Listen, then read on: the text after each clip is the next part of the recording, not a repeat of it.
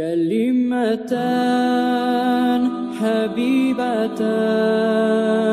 إلى الرحمن خفيفتان. Bismillahirrahmanirrahim. Elhamdülillah.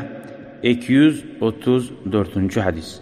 Yani İbni Umar radıyallahu anhuma enne Resulullah sallallahu aleyhi ve sellem kal: El muslimu ahul muslim. Müslüman adamın kardeşidir. Ay yoğudur. La yadlimuhu. Onun malını alıp ya da onun haklarına tiyip zulmetmez. Ve la yuslimuhu. O özünü Müslüman kardeşin düşmanlığa koymaz. Ya da Musa hatta özünün nefsine de koymaz. Adam nefsi de yamallıkla buyuruyor koya. Şu Müslüman kardeşine zulmetmeye. Ya da Musa Müslüman kardeşin öz nefsine zulmetmeye de koymuyorsun. Ben bilemem Alim Paşa deyim ben.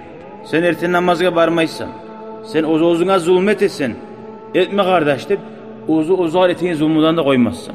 O içe, içme, buzasan alan gidip, görürsen başkalarına koymayın neyimik, şu adamın özüğer zulmetme de koymuyorsun.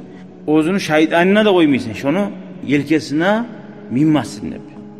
Görürsen şunca kadar Müslüman adamını hain etme tarık. Şöyle hain ete turu bizge din yetişiyen. Hala gara artına. Man kana fi haceti ahihi kana Allahu fi hacetihi. Kim Müslüman kardeşinin hacetini boldursa, şunu hain etse, Allah özünü hain etirdi. Men aylanamam sen namazga barsın hep. Men aylanamam senin zamanın zaya gitmesin hep. Allahu Teala men seni hain ettiğin sali, Allah beni hain etip, beni işlerim barakat bulacak. Beni işlerim düzelecek. Namazımla, dinimle, dünyamla. Allah bular diye çıkara. Men zayıf bulama onu hain ettiğin. Ama benimse abratnamsa, Allah beni hain ettiğin. Kuş uzat. Müslüman kardeşini hain etmek. Şu hadisten anlayan adam Müslüman kardeşini hain etmeyi koyma yarayıgen zat mı? وَمَنْ فَرَّجَ عَنْ مُسْلِمٍ كُرْبَةً. Kim bir Müslüman kardeşinin kaygısını taydırsa, kıyıllığı var, oyu var, bacarılmayı tura, süyse kağız almağırdan, süyse bir yere barma tarı şahırga avurgen adam var, yetiştirip olmayı tura, sen haydat maşını alıp banasan. فَرَّجَ اللّٰهُ عَنْهُ بِهَا كُرْبَةً مِنْ كُرَبِ يَوْمِ الْقِيَامَةِ. Allah-u Teala uzununda harkini vardır kıyamet günü bulan kaygıları. Şu kaygıların arasından birisin Allah-u Teala taydıracak diye. Her bir daha köme getiğin zamanla Allah'ım ben şu an köme getirmen. Allah'ım vardır bende kıyamet günü bir kaygılarım. Şulardan ben tayir deyip sen tilasan ne? Tilamasan ne Allah-u Teala taydıracak. Neye aytıp dur? وَمَنْ سَتَرَ مُسْلِمًا.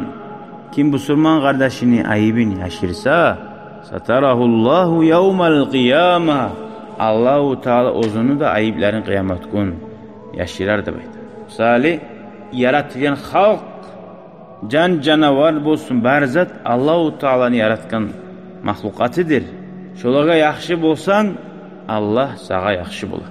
Şöyle kardeşlerim Allah-u Teala'nın göz qaravının tuğunna bolmaga Allah-u Teala bizge ayrıca rahmet egen onlardan bolmaga Allah nasip etsin ya Allah. Velhamdülillahi Rabbil alemin. Vesselamu aleyküm ve rahmetullahi ve berekatuhu.